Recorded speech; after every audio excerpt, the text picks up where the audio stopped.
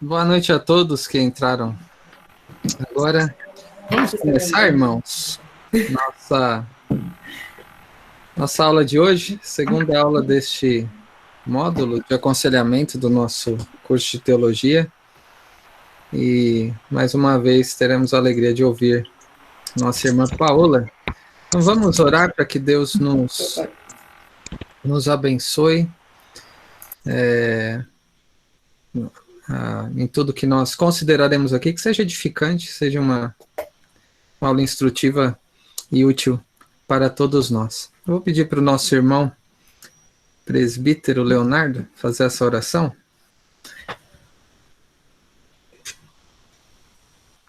Amém. Boa noite, oremos. Obrigado, Senhor, por esse dia que o Senhor nos dá. Estamos diante da Tua presença.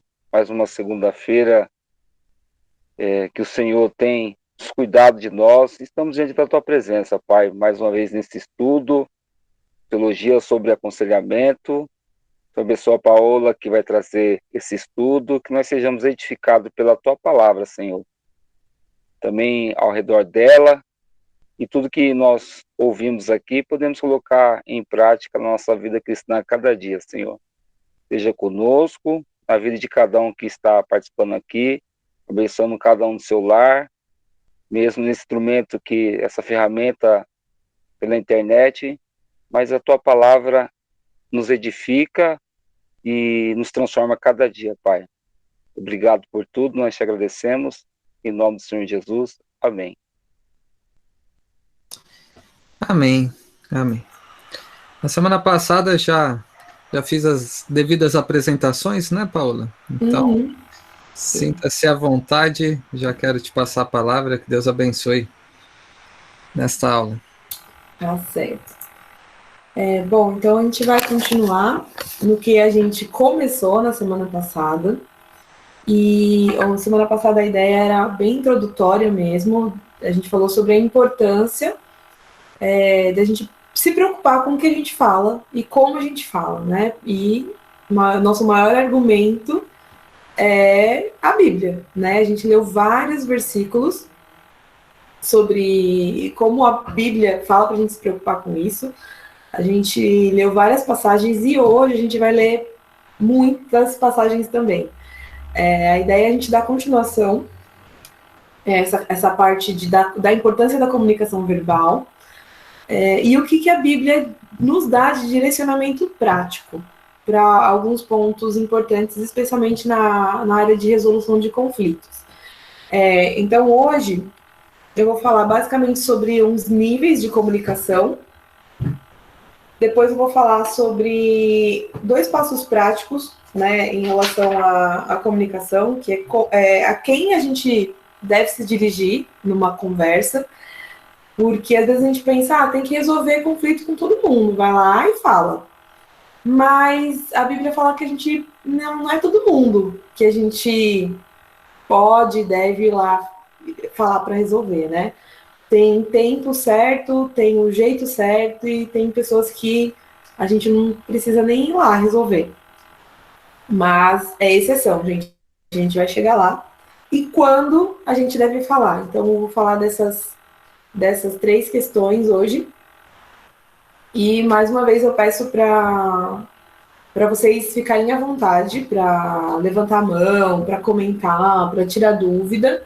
No finalzinho, a gente vai ter aquele tempinho, né, para vocês conversarem, para vocês falarem um pouco mais.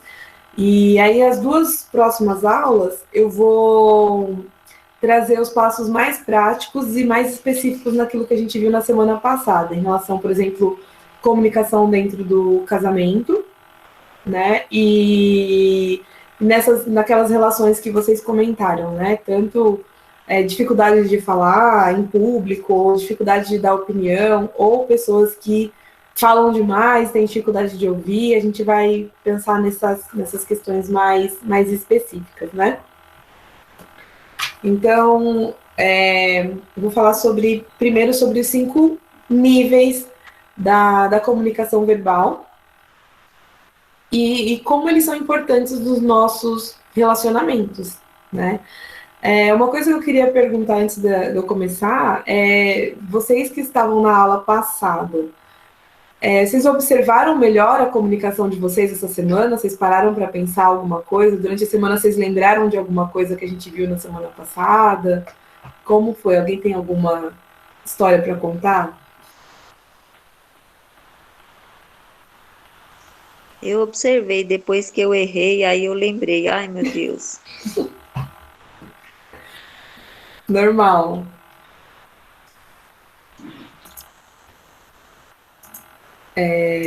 Foi engraçado você ter falado isso, Silvana, porque eu passei pela mesma coisa essa semana, né? Estava resolvendo algumas conversas, alguns conflitos aqui de ministério, e eu mesmo tive que lembrar aqui das aulas que eu ia dar, que eu tinha dado e que eu ia dar, tipo, mas a nossa intenção no meio do conflito às vezes é muito impulsiva, né? As nossas ações são muito impulsivas. E aí eu tive que parar, dar uma respirada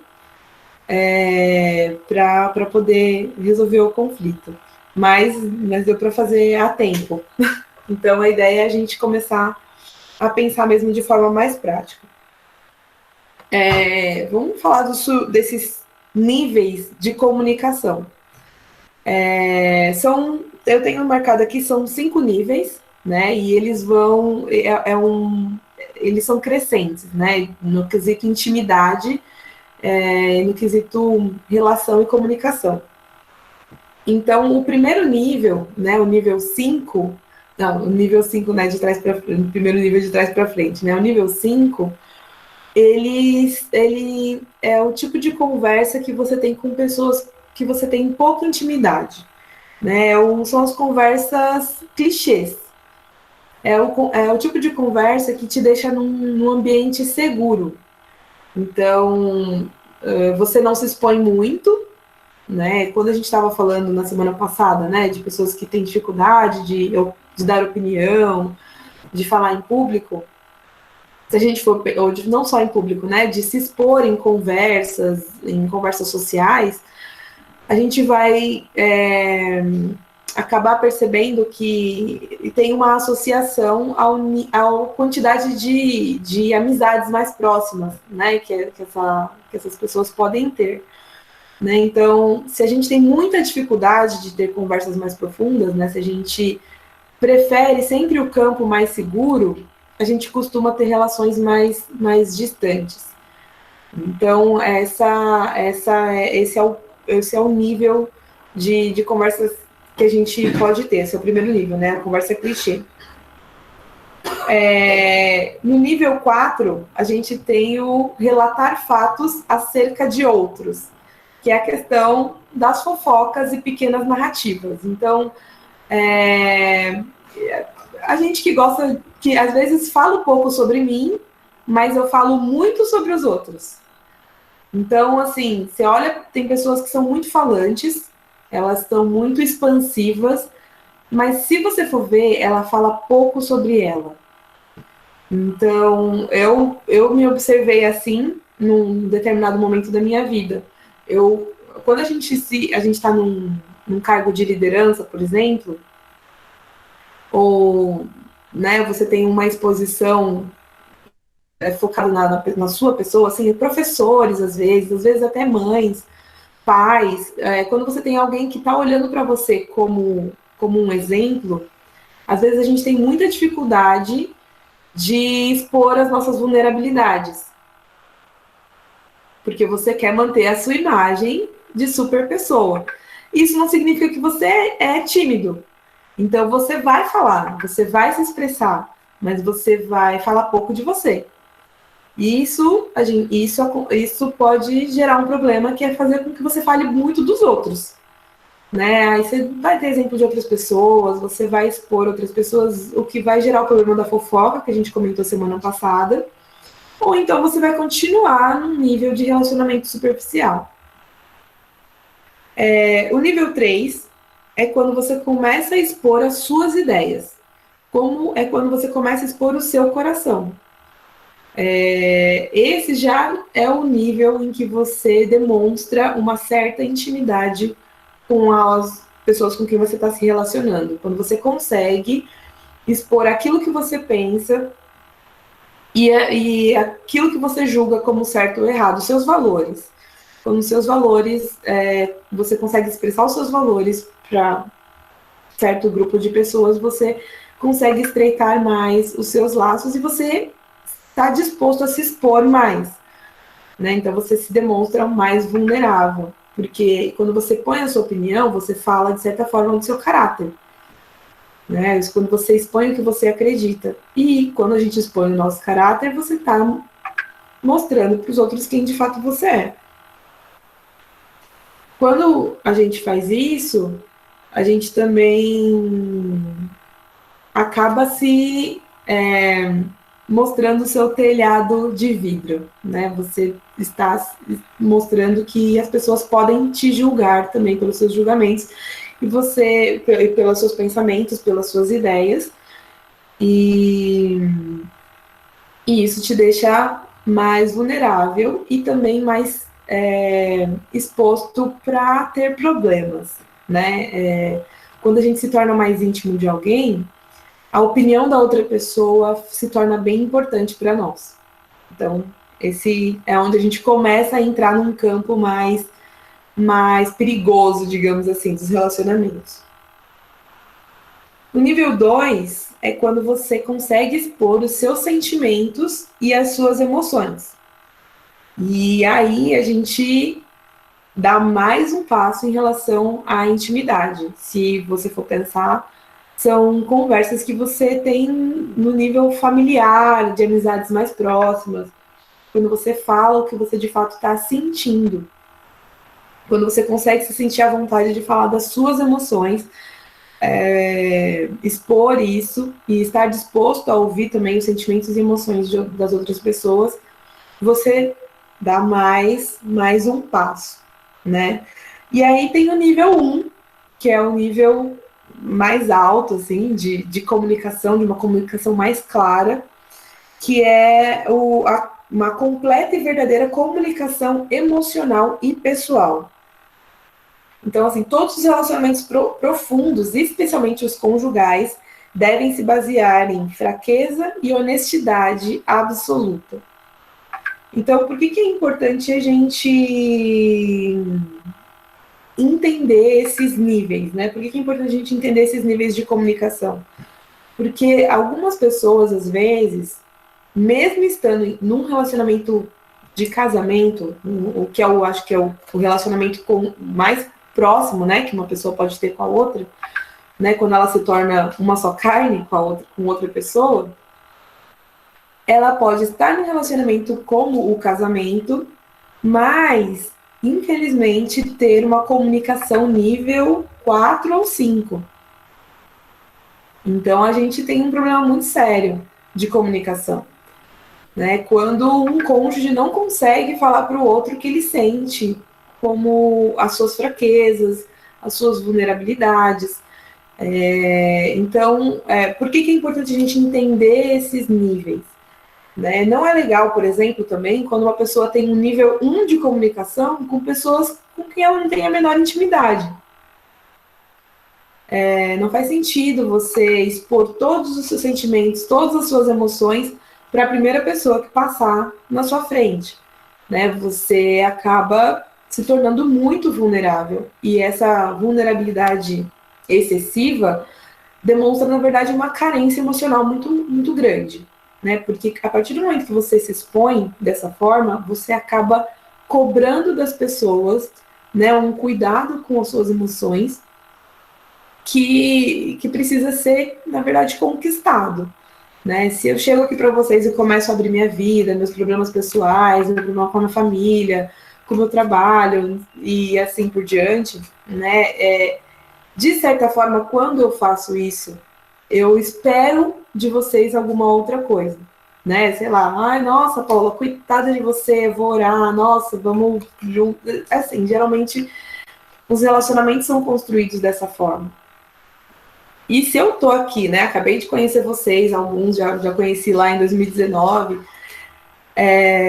E se eu tô aqui expondo essas situações muito sensíveis da minha vida de forma muito rápida, isso só mostra que, na verdade, talvez eu seja uma pessoa muito carente, emocionalmente e quero atenção, né? Então, quero sensibilizar vocês, emocionar vocês, coisas nesse sentido. Então, é muito importante a gente entender como esses níveis devem funcionar e como eles devem ser progressivos, né? É óbvio, você encontrou uma pessoa ali na fila do banco, começou a bater um papo, você vai ficar no nível no nível 5, né?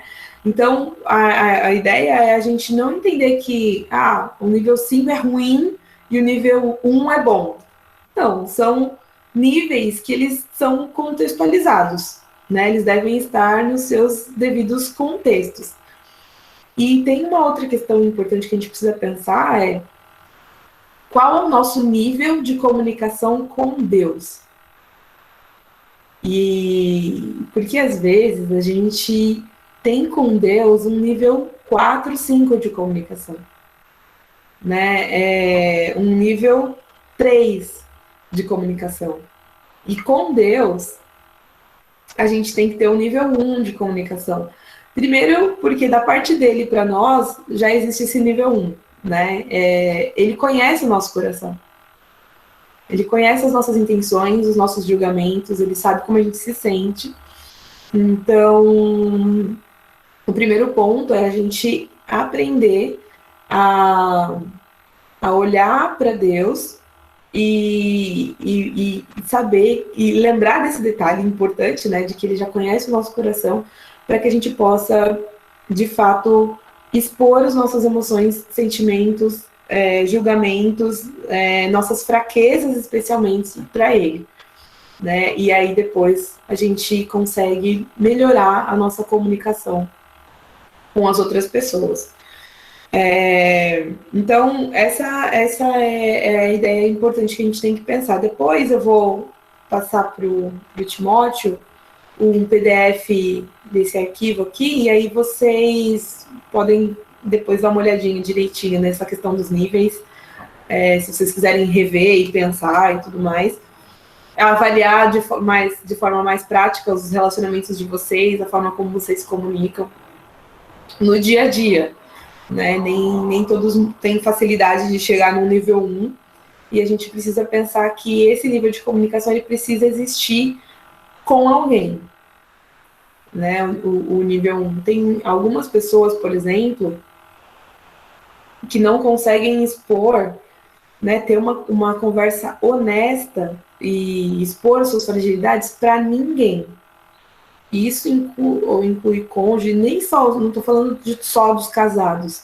Os solteiros também precisam ter amigos, pouquíssimos, né? Às vezes um amigo, pelo menos, com quem ele possa expor as suas fragilidades, as suas fraquezas, seus pecados, pedir oração. E isso eu estou falando de crente para crente, tá, gente? Não vou falar aqui que psicólogo conta nesse caso. Estou falando assim de pessoas com quem você consiga se relacionar e que vão poder falar da Bíblia para você quando você puder mostrar suas fragilidades, seus pecados e assim por diante, tá? Paula, então, oi, pode falar. Desculpa interromper, é que eu não sei se foi intencional, mas a Luzinete levantou a mão. Ah, tá, tô vendo agora. Luzinete, você queria Sim. falar? Pode falar. Boa noite, sim. Eu queria, Paula, que você pudesse repetir quando você fala que a gente demonstra muitos sentimentos e há muita fragilidade. Em que lugar a gente está? Na verdade, depende. Você pode, se você demonstra muito as suas emoções, né? Você pode demonstrar, essa é a questão. A ideia é você demonstrar as suas emoções nos lugares e no contexto correto. Então, por exemplo, se você fala do nível 1 de comunicação, né, que é uma exposição de fragilidades, às vezes confissão de pecados, por exemplo, pecados muito específicos e íntimos, ou sentimentos e emoções que estão aqui no nível 2, por exemplo, significa que você tem intimidade com aquela pessoa. Se você expõe isso para qualquer pessoa, demonstra uma certa carência emocional. E aí a gente precisa pensar o que você está requerendo das pessoas quando você faz isso.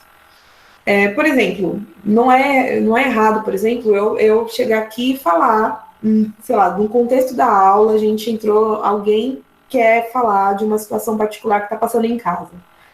Com a mãe, com o pai, com a esposa, com o marido, e expõe aqui uma situação muito particular. Não é errado, porque o contexto acabou puxando para essa situação, né? Cabia aqui durante a aula. Por exemplo, no domingo de manhã, dou aula na escola dominical, tem uma classe de aconselhamento aqui na igreja. É uma classe com 15 alunos, mais ou menos, de todas as idades, e a gente traz uns estudos de caso, né, sobre casamento. E numa dessas aulas, eu trouxe um estudo de caso sobre divórcio, e tinha uma senhora na aula que tinha passado por uma situação idêntica ao estudo de caso. Né, o marido dela abandonou, etc. E ela acabou aproveitando a aula e expôs a situação ali, como ela se sentiu. Ela chorou, todo mundo chorou junto. Então, assim, tinha um contexto. Ela não estava expondo a ferida dela, ela não sai expondo para a igreja. Né? Não sei se vocês já conheceram pessoas assim. Por exemplo, tô com dificuldade no casamento. Aí ela conta para a vizinha, para a mulher da fila do banco, para o caixa do supermercado, para a criança da UCP, para o pastor, para a esposa do pastor, para todo mundo. E ela vai falando. Por quê? Porque ela está esperando que alguém faça alguma coisa e dê atenção devida para a dor dela. Entende? Então, assim, é uma carência e uma fragilidade excessiva. Né? A gente precisa tomar muito, muito cuidado com isso. Ao mesmo tempo que a gente tem pessoas que você fala, e aí, como você tá? E ele vai falar do jogo de futebol do domingo. Não, mas eu quero saber como você tá, né? Você tá bem, você tá feliz? Mas você viu o preço do álcool, como tá caro? Entende? Só fica nisso, ele nunca vai aprofundar, nunca vai falar dele, nunca vai falar dos seus sentimentos, nunca vai falar se está bem ou não de verdade. Então, às vezes nem para a própria esposa, ou para o marido, ou para amigos próximos. Entende? Essa é uma questão de descompensação de contexto. Entendi. Obrigada. Por nada. Acho que eu vi mais alguém levantando a mão. Não. Eu acho que levantou de novo a Luzinete mesmo. Tá bom. Ô, Paula, em linhas gerais, é possível pensar que isso é fonte de muitos conflitos, né? Quando em um relacionamento um está num nível e outro em outro, que tipo de comunicação vai ser essa, né? Não vai ser recíproca, não vai ter esse equilíbrio, né? Então, se você fala bom dia para alguém, a pessoa já vai despejar em você, né, na fila do pão, todos os problemas da vida, o que vai pensar dessa pessoa, né? Não, tá com algum problema, eu quero sair de perto. Mas ao mesmo tempo, quando tem um relacionamento mais íntimo, como é o conjugal e outros, e não tem essa reciprocidade, é difícil, né? Sustentar uma comunicação. E que tipo de proximidade e intimidade vai ter nesse sentido, né? Então é um termômetro, né, de que algo aí precisa ser mudado nessa comunicação para que possa então se aproximar de fato, né? Exatamente. Esse equilíbrio é muito importante. Por isso que essa questão da associação do nível com o contexto é importante, porque geralmente as pessoas vão buscar esse primeiro alinhamento. Né? Então, você pode achar estranho alguém chegar e começar a falar da vida pessoal, dos seus problemas, dos seus pecados, de forma muito rápida. E por quê? Porque internamente a gente já tem um contexto ali que é automático, né? A gente já sabe, com minha família eu converso aqui nesse nível. com a minha mãe, com meu pai, com o meu marido, e os níveis, a gente já tem um indicador interno que vai direcionando essas questões. E a gente também tem que tomar cuidado com as exceções, né? Às vezes as pessoas estão necessitando de uma ajuda naquele momento, né? E a gente precisa estar atento a isso, não precisa também ouvir um desabafo de alguém que não é tão íntimo seu e você fala assim, ixi, não tá no meu nível, sai daqui. A gente tem que estar com o coração aberto e atento para poder servir as pessoas, entender que o nosso ouvido serve a outras pessoas, né? E ficar atento. Alguém mais... Acho que o Ademir levantou a mão. Só antes de passar para o Diácono Ademir, tem a ver com o que falou na semana passada, né? Que a gente tem responsabilidade no que fala e no que ouve. E isso tem a ver com esses níveis, né? Se alguém está com algum tipo de desequilíbrio nesse sentido, né? Sim. Não só, estou querendo dizer emocional, alguém que está estragado psicologicamente, não é isso, mas que demonstra uma fragilidade e a gente percebe assimilar isso de uma forma, auxiliar de alguma forma, né? Né? De servir, né? Como você disse. O Ademir, eu acho que ia falar. Acho que o pastor acabou respondendo. Eu acredito que os níveis aí, então, pelo que o pastor falou, seria uma questão de sabedoria, né? A gente sabe o momento certo, as horas certas para colocar no nível. Porque o nível 1, a gente sabe que envolve relacionamento e comunicação com o nosso Deus. Mas nós sabemos o miserável pecador que nós somos, né? Até onde a gente podemos nos expor. E diante do nosso Pai, nosso Senhor, nós sabemos que nós podemos nos expor diante dele, porque ele é santo. Ele nos compreende. Ele nos vê todo o tempo, dia e noite. Ele conhece nosso coração.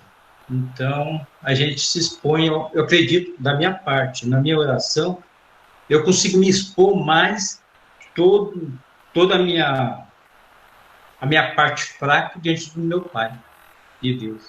Agora, eu acredito, tratando do cônjuge, da pessoa, tem coisas que a gente tem que ter sabedoria. Nem tudo a gente pode expor. Muitas coisas, o Senhor conhece o nosso coração e Ele que vai nos libertar, Ele que vai nos ajudar, né? Eu acredito assim, tem que ter sabedoria, né? A nossa vida ser um livro aberto. Não sei se posso estar errado também. Ademir, a sabedoria tem que ser a nossa busca maior nesse quesito de relacionamentos. Porque, de fato, a gente tem muitos pormenores que podem, assim, eu até vou falar de algumas regras em relação à comunicação, né, que a Bíblia mesmo traz. Mas a gente sabe que as exceções existem, né, então a gente precisa de sabedoria do Senhor e discernimento do Espírito para saber o que falar, quando falar, né, tem essa questão do tempo também, com quem falar. E é por isso que esse curso em si, ele vai batendo na tecla do começo ao fim de como a comunicação é importante. E como a gente negligencia essa importância nas nossas orações, por exemplo. Quantas vezes a gente orou para se comunicar melhor, para ser bem compreendido, ou para compreender de fato uma situação que estava às vezes obscura, né? Então a gente precisa entender que a gente precisa sim de discernimento do Espírito Santo e, inclusive, estudando para esse curso, eu fiquei chocada com a quantidade de versículos que tem, por exemplo, em Provérbios, né? Que é um livro de sabedoria que fala sobre o perigo da fala e os benefícios da fala. Então, como que eu vou saber quando falar é bom e quando falar não é bom? E quando que eu vou saber que se calar é bom e se calar não é bom?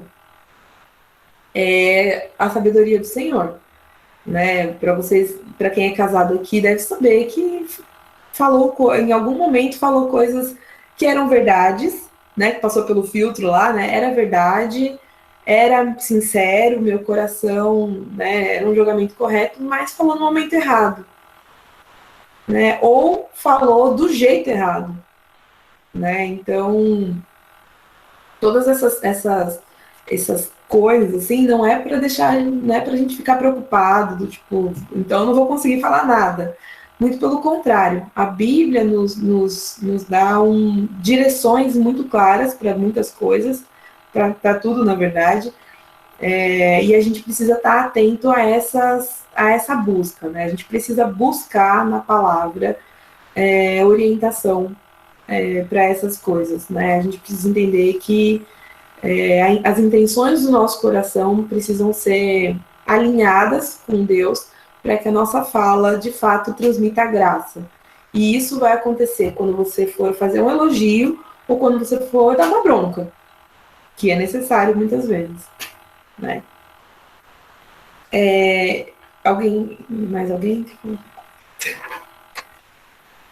Então, a gente vai para alguns pontos bíblicos importantes nessa questão da comunicação. E aí a gente vai começar exatamente com o ponto que o Ademir citou, que é a sabedoria. Se alguém pode abrir, por favor, em Tiago 1.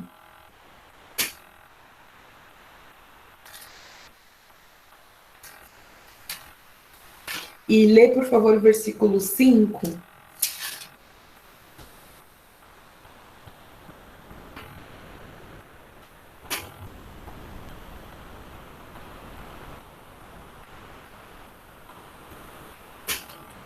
Posso ler? Pode ler. Se algum de vocês tem falta de sabedoria, peça a Deus, que a todos dá livremente, de boa vontade, e lhe será concedida. Pois é. Sabedoria não é algo que Deus negue. Nesse contexto de Tiago, por exemplo, ele está falando sobre você pedir sabedoria no momento de dificuldades e crises, né? Ele começa falando de como a gente deve ser grato em relação a tribulações, em relação a problemas, e uma vez, porque eles nos geram a perseverança, né?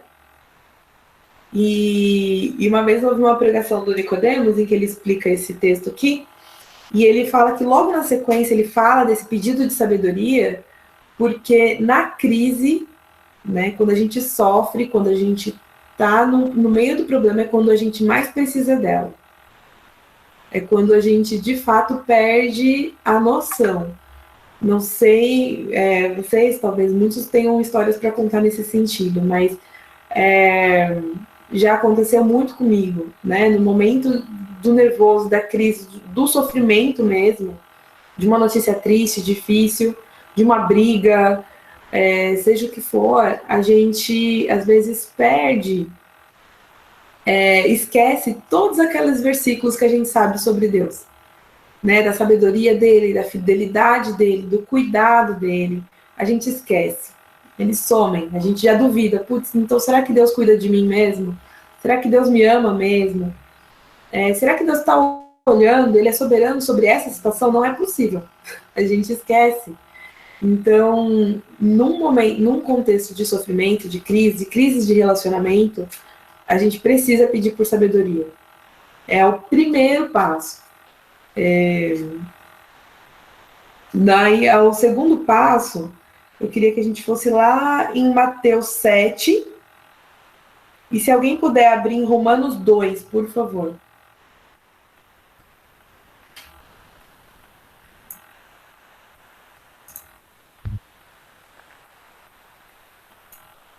Mateus 7,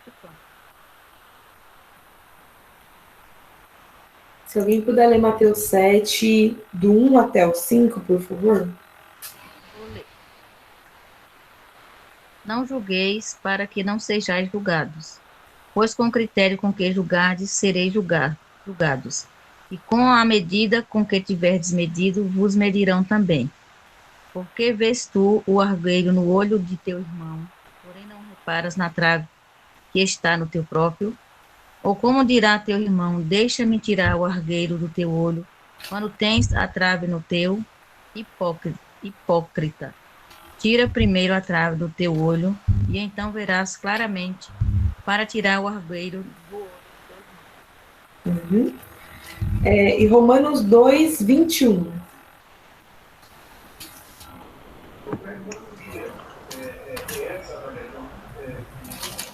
Tu, pois, que ensinas a outrem, não te ensinas a ti mesmo? Tu que pregas que não se deve furtar, furtas? Então, o primeiro passo é o pedido de sabedoria. Para quê? Para que a gente tenha, sobre uma situação de conflito, a perspectiva de Deus sobre essa situação. Como eu comentei na semana passada, até o Timóteo comentou no final, né? A gente vive num mundo caído e problemas de relacionamento vão acontecer daqui até Jesus voltar, né? Ou a gente partir. Então, a gente partindo desse princípio, a gente tem que se preparar para os conflitos. Não adianta a gente falar, fui pega de surpresa. A gente precisa saber que isso vai acontecer quando pecadores vivem juntos. Então, quando a gente vê um conflito acontecendo, a primeira coisa que a gente quer é acabar com ele o mais rápido possível. E para isso, às vezes a gente peca em cima do pecado. Então, é muito comum, por exemplo, a gente querer fingir que nada aconteceu, né? É muito comum a gente querer ignorar as pessoas que estão bravas com a gente, chateadas com a gente. Eu vou deixar quieto, porque daí daqui a pouco passa, né? Deixa pra lá. Ou a gente vai com toda agressividade, julgando, apontando. A gente sabe que no meio de conflito, às vezes a gente pode ser acusado. Então a gente pega os defeitos dos outros, os pecados dos outros e eleva, assim, a um nível muito alto, para poder abafar os nossos. E aí é quando a gente entra naquela guerra de aquelas trocas de farpas, né? Ou troca de acusação. Mas o que essas passagens que a gente leu aqui falam pra gente? Primeiro, peça para que Deus te dê a perspectiva correta sobre aquela situação. Esse é o pedido de sabedoria 1, né? Deus me mostra o que o Senhor está fazendo. Tem um livro que eu quero indicar depois para vocês, que chama Em Busca da Paz. E ele fala que a gente precisa aprender a olhar para todo conflito como uma oportunidade. Todo conflito tem algo que pode nos ajudar a nos aproximarmos mais de Deus, a levar a outra pessoa a se aproximar mais de Deus, a dar um testemunho. Então, um conflito, às vezes, nos desespera. A gente não quer, obviamente, ninguém quer brigar com o marido, com o filho, com o vizinho, na igreja, com o pastor, ninguém quer brigar, né? A ideia não é que a gente busque o conflito, mas a partir do momento que ele existe, a gente precisa pedir por sabedoria, para a gente poder olhar para essa situação como uma oportunidade. Às vezes, uma oportunidade de resolver coisas que estão debaixo do tapete. Ou que a gente mesmo jogou debaixo do tapete, ou que estavam lá. Né? Os conflitos servem para revelar os pecados do nosso coração. Tem coisas, por exemplo, que enquanto o mar está calmo, você nunca vai saber. Que você acha que você é humilde? Entra numa treta para você ver. Uma coisa muito assim. Você acha que você é humilde? Não. Ó, a Letícia está manifestando ali, ó. Você acha que você é humilde? Seja acusado injustamente para você ver. O que vai acontecer? Eu tenho orgulho da minha humildade, Paulo. Aí, ó. Eu não sei aqui quem já foi acusado injustamente de alguma coisa, mas eu acho que é uma dor muito grande, assim. É algo que machuca demais. Então, ser traído por pessoas que você confia. Então, o Sérgio escreveu alguma coisa aqui, ó. Peraí que eu já vejo. Então, assim, se a gente aprender a olhar para os conflitos como oportunidades, até mesmo de avaliar o nosso próprio coração, e às vezes de poder abençoar outras pessoas, a gente pode tirar mais bons proveitos. Lembrando sempre da soberania de Deus nessas situações, né? E esses versículos que a gente leu, tanto em Mateus como em Romanos, é o segundo passo muito importante. Você, primeiro, avalia o seu próprio coração. Você tira a trave do seu olho para você dar esse outro passo na resolução de conflito. Esse passo em relação a... Então, vamos conversar, vamos resolver, vamos aprofundar os níveis de relacionamento. Primeiro, você precisa avaliar o seu próprio coração. Não que você tenha que estar perfeito para poder fazer isso. Isso nunca vai acontecer. Né? Esse passo de avaliação do seu próprio coração não é que você vai chegar no nível de perfeição para você chegar lá e falar, mas é para você se humilhar e chegar nessa resolução de conflito humilhado. Quando você vai humilhado, as chances, né, de você usar o tom certo, de você ter a intenção correta, são muito maiores. Então, faça essa avaliação, né? Isso quando você precisar dar esse passo rumo à resolução de conflito. Vamos para Provérbios, e aí a gente vai ficar muito tempo em Provérbios, porque Provérbios fala muito sobre isso. Provérbios 9.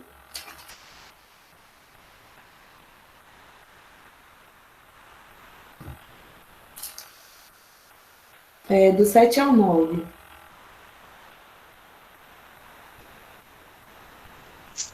Alguém pode ler, por favor? O que repreende o escarnecedor traz afronta sobre si, e o que censura o perverso a si mesmo se injuria. Não repreendas o escarnecedor para que não te aborreça. Repreende o sábio e ele te amará. Dá instrução ao sábio e ele se fará mais sábio ainda. Ensina ao justo e ele crescerá em prudência. Eu vou ler o Provérbios 19, 25. Castigue o zombador e o ingênuo aprenderá a prudência. Repreenda o sábio e ele crescerá no conhecimento. Nesse ponto aqui, o C, o 3, né, desses pontos que a gente está falando, ele está falando sobre para quem você deve dirigir essa fala de sabedoria. Quando a gente fala de conflitos, a gente está falando de várias pessoas envolvidas, ou às vezes duas, de duas para mais, né? E, como eu falei semana passada, o relacionamento é uma via de mão dupla, tripla, de quantas pessoas estiverem envolvidas ali. E, como eu falei no começo da aula, né? Nem sempre esse passo de ir resolver o conflito imediatamente, ele é a melhor opção. E aí por isso que a gente passou primeiro pelo ponto da sabedoria, que vai no que o Ademir comentou, né? Que, né, tem contextos e contextos, situações e situações. Não sei se vocês já tentaram resolver conflitos com zombadores, né? Ou com pessoas que não querem resolver o conflito, que elas querem mesmo confusão. Então, por situações que você chega, você vai falar a verdade, a pessoa vai distorcer o que você falou, né? Ou ela vai tirar o contexto, ou ela vai te agredir com a intenção de te tirar do sério. Então, assim, a gente precisa parar para pensar se de fato vale a pena entrar nesse tipo de discussão, entrar nesse tipo de conflito. Eu tenho uma amiga que ela teve uma sogra bem encrenqueira. E por mais que ela fosse, né, tentasse resolver os conflitos, ela, assim, no começo, ela também não era uma pessoa fácil, né, já entrava na briga, né, batia de frente. Depois ela tentou melhorar, e ela foi percebendo que essa outra pessoa, né, essa sogra amada, abençoada, ela não estava disposta Então, assim, vai resolver? Ela fica toda vez indo lá, né? Vamos resolver, vamos resolver. Se a outra pessoa não quer, não adianta. Então, o passo é você fazer a sua parte. Então, se você percebe que a outra pessoa não quer resolver o conflito, você se dispõe o seu coração a orar por essa pessoa. Você ora por ela, porque se você não faz isso, você pode entrar num ciclo de amargura. E porque você vai olhar para aquela outra pessoa como sua inimiga. E de fato, ela pode ser sua inimiga. Existem pessoas ruins no mundo, gente, muitas. Né? Nós já somos, nós aqui evangélicos que somos, já somos ruins. E tem pessoas que são ruins, que gostam mesmo de fazer maldade com os outros, que gostam de distorcer o que você fala, que querem puxar seu tapete no trabalho, que vão inventar mentiras sobre você, e assim por diante. Existe. A ideia não é a gente fingir que não existe. E sim, a gente precisa ser prudente. Então, por exemplo, tem pessoas que você precisa levar testemunhas para conversar junto. Né? Então, você vai resolver um conflito com alguém que você já sabe que inventou uma fofoca sobre você, inventou um contexto e está te prejudicando, e você quer resolver isso com essa pessoa. Talvez seja importante você levar alguém, não seu amigo íntimo, óbvio, né? Seu melhor amigo íntimo que está do seu lado. Não seria o ideal você levar uma terceira pessoa imparcial para resolver esse conflito, né? Mas se ali, nessa situação, você percebe que a pessoa não quer e de fato ela não quer resolver o contexto, a Bíblia te dá versículos, né? Ela te dá orientações sobre isso, de que você, de fato, talvez seja melhor não insistir nessa questão, mas isso não te dá o direito de não orar por ela, e muito menos de não amá-la. Você tem que amá-la. E a Bíblia fala que você tem que amar seus inimigos e fazer o bem para aqueles que falam mal de você, que te perseguem. Ademir, você levantou a mão? Eu chamo o pastor. Aí, é o pastor. Ei, Timóteo, vai ter que ser imparcial, hein?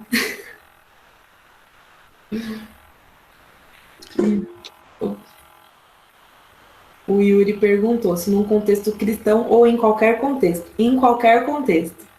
Inclusive na faculdade, no trabalho, em qualquer contexto. Em qualquer situação, a sua postura tem um objetivo diferente, um propósito diferente. Se você está na igreja, você vai ter que dar testemunho de qualquer forma, né? A gente tem crentes e não crentes dentro da igreja.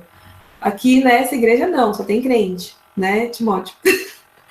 Mas a gente tem níveis de maturidades diferentes, né? Então tem pessoas que são mais fracas na fé, tem pessoas que são mais fortes na fé, e conforme a sua maturidade serve de testemunho para aqueles que são mais fracos na fé.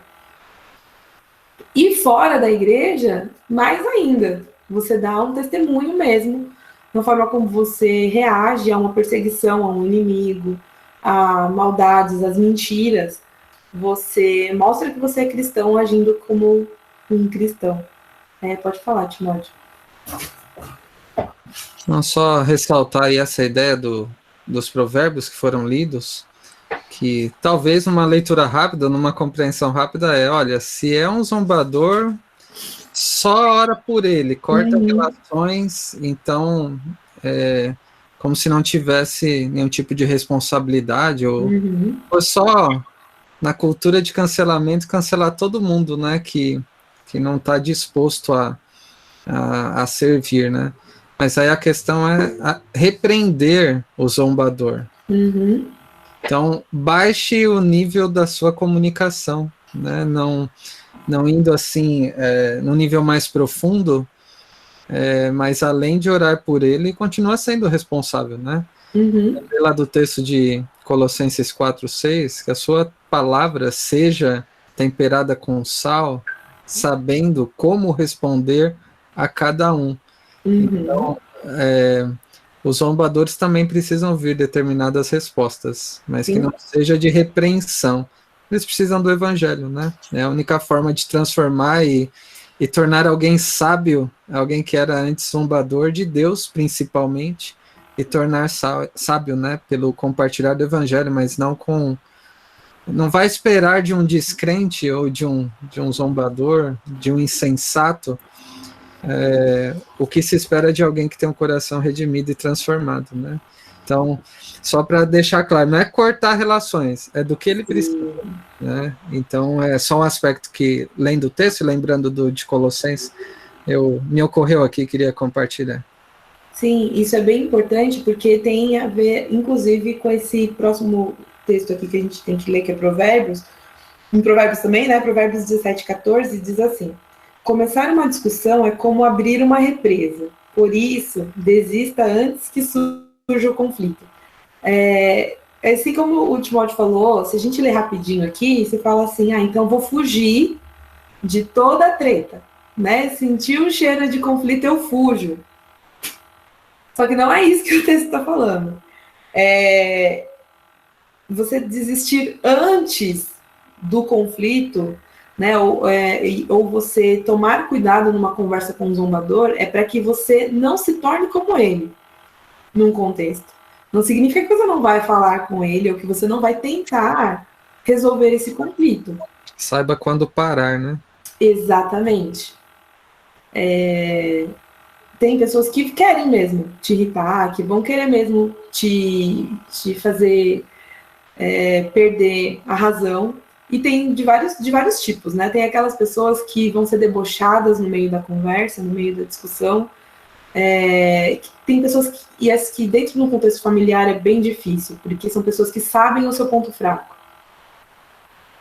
Ou sabem suas histórias do passado. Ou sabem o que te machuca. Então, com isso nesses pontos que a gente precisa ficar muito atento. Significa, então, que eu não vou conversar com ninguém? Não vou resolver conflito com quem eu já sei que é debochado? Não. Você vai passar por todas essas etapas aqui que eu falei. Pedir sabedoria, pedir para que Deus te mostre qual uma oportunidade, né, de resolver, tirar essa trava do seu olho, não julgar a outra pessoa. Às vezes você julga uma pessoa como zombadora, ou como uma pessoa que não tem jeito, por conta de histórias que você ouviu. Alguém te contou que aquele fulano ali é difícil, aquela pessoa ali tem um temperamento difícil. Você já experimentou isso? Você já foi vítima disso? Então, às vezes você criou uma situação, uma visão de alguém por conta de histórias que você ouviu, ou porque você acha que aquela pessoa não é fácil. Então, a gente precisa, primeiro, descarregar o nosso coração de todos esses julgamentos, dar aquela olhada primeiro no nosso coração, para poder dar esses passos. Tomar muito cuidado. Se você vê que você está entrando num conflito, para e vá ver formas de resolver aquele conflito com aquela determinada pessoa. Pedindo ajuda do pastor, pedindo ajuda, né, de pessoas sábias, não envolvendo a igreja inteira nisso, ou no trabalho, porque é muito fácil a gente cair nesse contexto de fofoca. E a gente se junta geralmente com pessoas que vão ficar do nosso lado. Né? Letícia, que é minha amiga, ela sabe como que é, assim, as tretas aqui dentro. Tá quase chorando ali fora. A gente sabe como que é. A gente vai atrás de quem para desabafar? De quem vai ficar do nosso lado. Né? De quem vai concordar com a gente. Né? E quem, às vezes, vai alimentar, fomentar a treta. Entendeu? Então, é muito importante a gente ter na nossa mente como foco a paz. Né? Eu quero a paz. E a gente se engana quando a gente pensa que fugir do conflito é ter paz. É pecado também fugir do conflito. né? A gente fala, às vezes, muito, por exemplo, quando a gente vai falar de pais de adolescentes. Quando o adolescente começa a ficar naquela situação, naquela idade difícil, meio rebelde, de querer questionar tudo, de querer não concordar com o que os pais falam, a gente, às vezes, vê muitos pais sendo muito permissivos. Então, meu filho vai ficar bravo, então deixa. Meu filho vai ficar chateado, então não vai, então não precisa. Então, e vai deixando. Por quê? Porque ele não quer o conflito. Só que essa conta vai ser cobrada lá na frente. Entende? Então, o conflito de hoje, ele tem um propósito. Né? E isso com crianças também. Né? Tem pais que não vão querer... meu filho vai fazer escândalo no shopping. Então, vou dar. Então, eu vou deixar. Vou permitir. E aí, quem assume o controle da situação? Né? Quem domina a partir daí, né? Numa situação dessa. Então, entendam que os conflitos são necessários e são bons para ambos os lados. Se a gente começar a olhar para os conflitos como oportunidades de crescimento, a gente pode entrar nessas situações, né, participar dessas situações. A ideia não é que a gente procure, né, que a gente casse conflitos, mas quando eles surgirem, a gente esteja preparado biblicamente para estar neles. E para sair deles, né, a ideia é que a gente resolva. Né, esse tem que ser sempre o nosso foco. Passar pelo conflito em busca da paz. Olhar para a paz. O foco tem que ser a paz, mas não fazendo caminhos alternativos. Né? É uma falsa paz você... pelo menos meu filho não está gritando, deixei ele ir. Ele foi lá com os amigos, na faculdade, fazer o que ele queria, ou eu dei o dinheiro que ele queria, fazer a besteira que ele queria. Pelo menos ele não está aqui gritando. É uma falsa paz, é uma paz de hoje que vai gerar um conflito muito maior amanhã. Então, não se enganem quanto a isso. Oi, pode falar. 2 irmãs levantaram a mão, a Akisa e a Yara. Podem falar.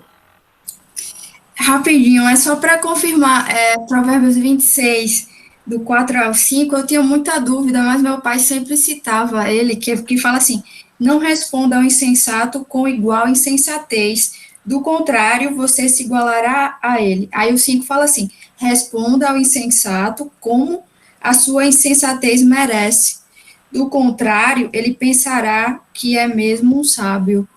Interessante, né? Maravilhosa essa palavra de Deus para mim, que Deus não nega sabedoria, né? Muito bom ouvir isso. E que a gente tem que pedir mesmo. E a omissão também é pecado, e responder sem sabedoria também, né? Muito legal. Era só isso, esse comentário. Uma benção. Muito bom. Pode falar, Yara. Então, eu costumo falar assim para minha filha aqui em casa, né? Quando não quer, 2 não brigam, né? Porque eu sou uma pessoa muito dura, eu reconheço isso. E o meu modo de falar, normalmente as pessoas acham que eu tô brigando, e na realidade eu estou sendo sensata. E aí eu já começo assim: é para eu falar o que eu penso, ou é para eu falar o que vocês querem ouvir? Eu já começo assim. Né? Então, assim, essa questão de adular, porque é o ego da pessoa, aqui na minha casa gera um conflito muito grande, porque eu falo assim: a Bíblia não diz isso. Então, é para falar o que vocês querem ouvir, ou vocês querem que eu fale o que é certo? Então, já começa aí. E aí, quando eles entram num conflito, eu falo assim: quando um não quer, 2 não brigam. Por quê? Está todo mundo exaltado, né? Todo mundo lá. E aí você vai dar a sua resposta, a pessoa não vai entender. Aquele momento ela não vai entender. Então é melhor esperar, e aí depois eu chego, eu vou lá e falo. Aí é a hora que eles falam: nossa, mas você é muito dura, mãe, mas você fala isso. Eu falo assim: não, eu não estou sendo dura, eu estou falando aquilo que a palavra está falando, entendeu? A palavra não traz em momento nenhum para adular o nosso ego. Ela sempre vem trazer o que a gente está errado, que não é assim que as coisas têm que ser. E eu tenho um problema muito sério com isso. Porque eu sempre costumo dizer assim, quando a gente faz as coisas, tudo que a gente vai fazer, a gente faz para Deus. Então você tem uma responsabilidade muito grande no que você vai fazer. E as pessoas que não entendem isso, taxam a gente. Então você é a Beata, você é a Caxias, você é isso, você é aquilo. Então isso é uma coisa que me gera, assim, sempre muita situação de conflito. Eu acabo evitando entrar nos embates.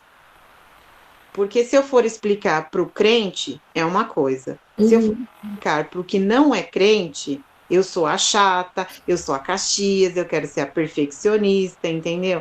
Então, assim, é uma coisa muito, muito, muito desgastante. E aí eu adotei essa prática.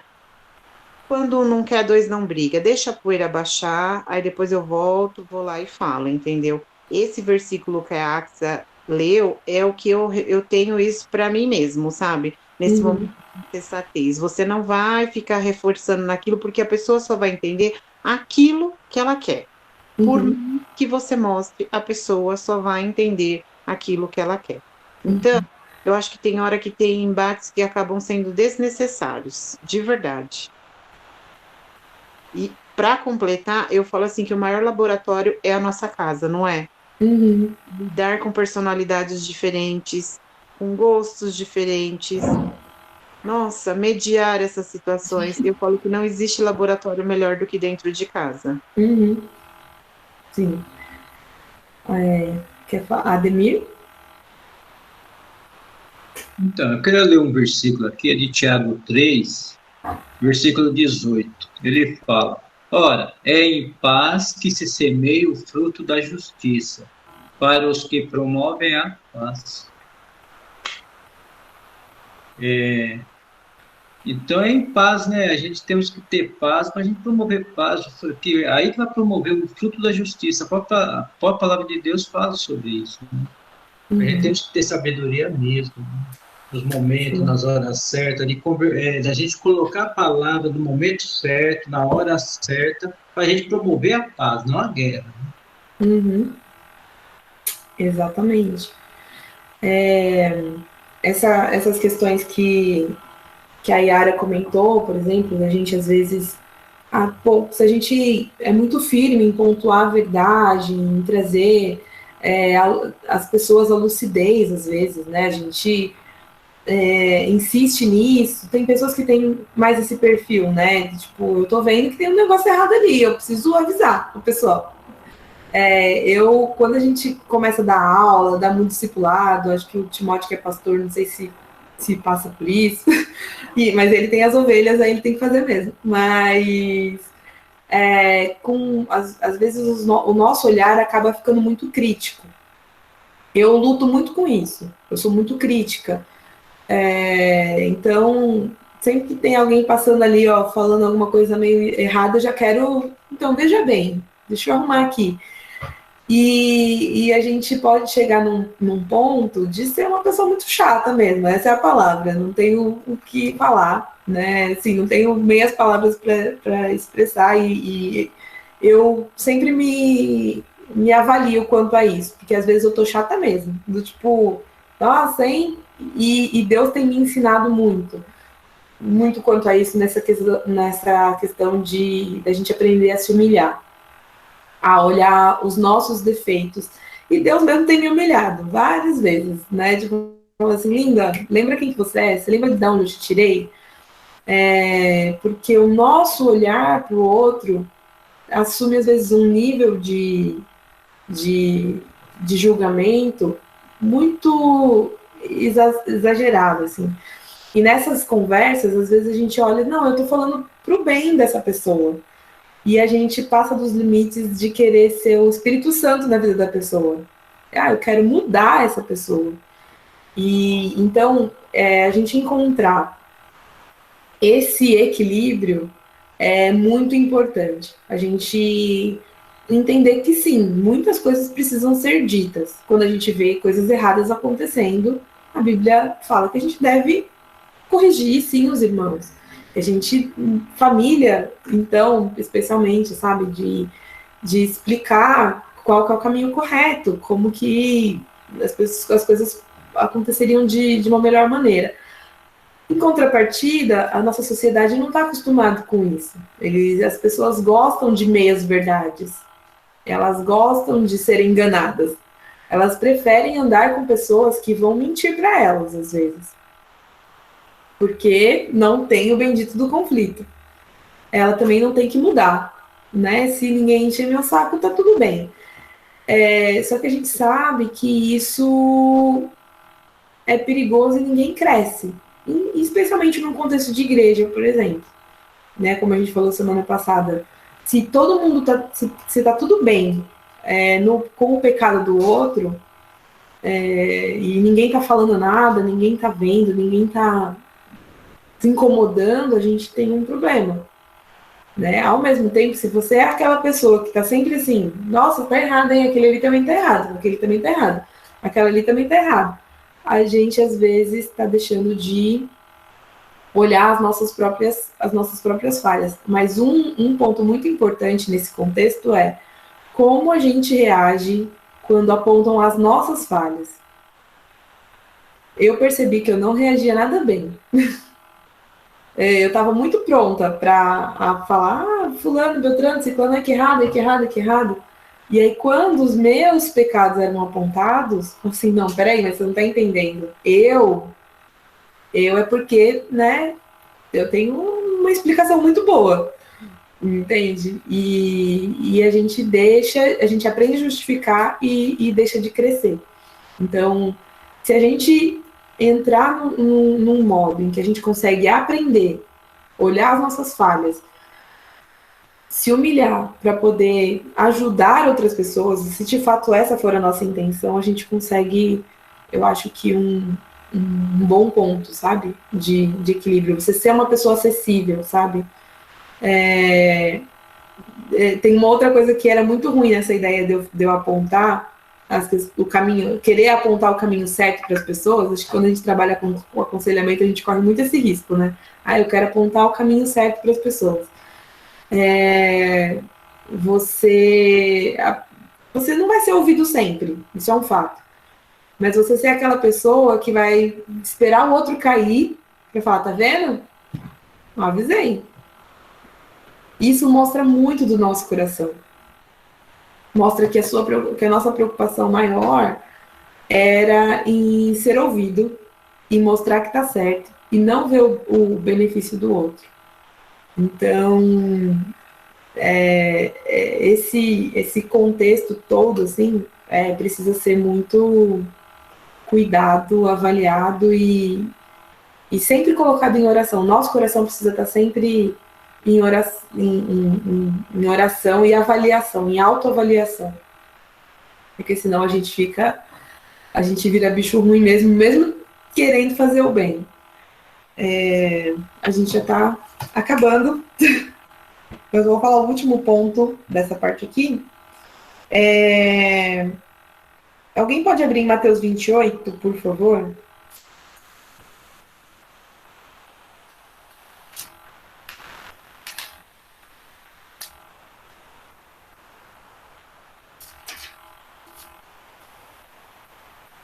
E se puder ler o Mateus 28, o versículo 19 e o 20, por favor.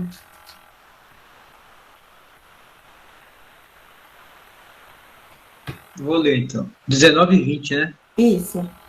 Ide, portanto, fazei discípulos de todas as nações, batizando-os em nome do Pai, e do Filho e do Espírito Santo, ensinando-os a guardar todas as coisas que vos tenho ordenado.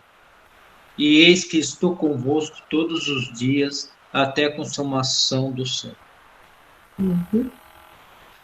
Eu vou ler 2 Coríntios 1, o 3 e o 4. Diz assim: Bendito seja Deus e Pai do nosso Senhor Jesus Cristo, o Pai de misericórdias e Deus de toda consolação.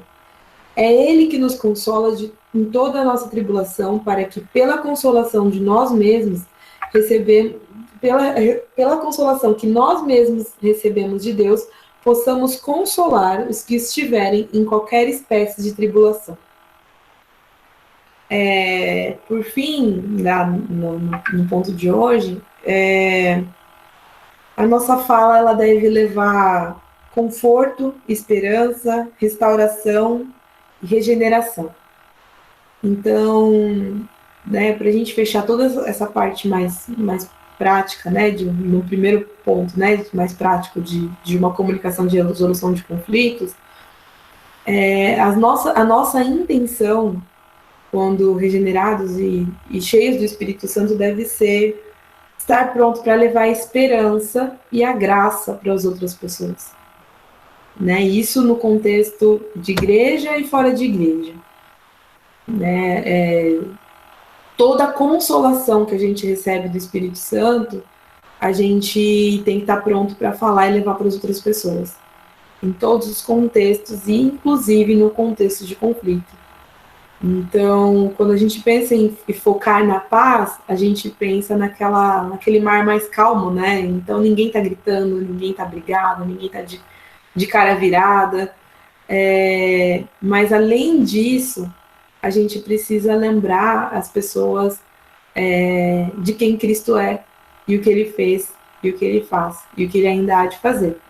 Então, esse é o último ponto que eu queria trazer, né, nessa importância da comunicação, que dentro e fora de conflito, que o nosso foco maior na nossa comunicação seja esse.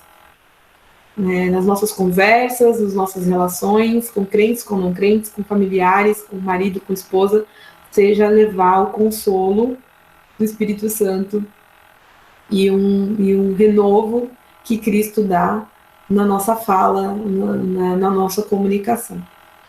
Então, era isso por hoje. Alguém tem mais alguma coisa para falar? Perguntas, colocações, correções, discordâncias? Podem ficar à vontade. Então, a comunicação entra relacionamento, no mesmo tempo entra perdoar e também receber o perdão. É um todo aí, né? Que eu estou entendendo mais ou menos. Exatamente. A gente vai falar de perdão na próxima aula, que é um ponto difícil. Falei um pouco sobre essa questão dos inimigos, né? Que às vezes a gente acha que a gente vê inimigos na Bíblia, a gente fala assim, hoje não tem, né? A gente pensa em contexto de guerra, né? Nações, a Bíblia fala muito, né, de nações inimigas, pessoas matando umas às outras, e a gente não vive nesse contexto, mas temos inimigos. Né? Não podemos ignorar essa palavra, né? E então o contexto do perdão é bem importante, né? Nós vamos falar dele semana que vem. Maravilhosa mensagem, viu? Amei. Tô aqui mastigando ainda. Anotei, tô uma benção. Glória a Deus. Paula, qual foi a última passagem que você leu agora?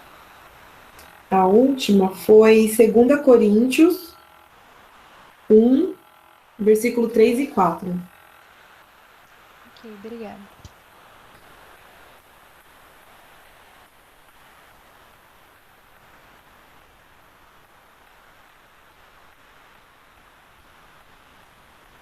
Acho que ninguém mais quer falar, Paula. Só nível 5 agora. Que bom. Pois aí a gente vai refletir, né? Pra gente chegar no nível 1 semana que vem. Nível 1 aqui nessa sala é muito grande, né? Vamos chegar no nível 3. O 3 vai ser um bom avanço.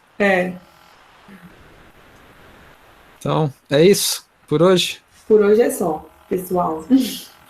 Mais uma vez, agradecemos a Paula pela disponibilidade, disposição em compartilhar do que tem recebido do Senhor e que, iluminados pelo Espírito, sejamos úteis, né, com a meditação desses princípios bíblicos, né, para uma comunicação sábia.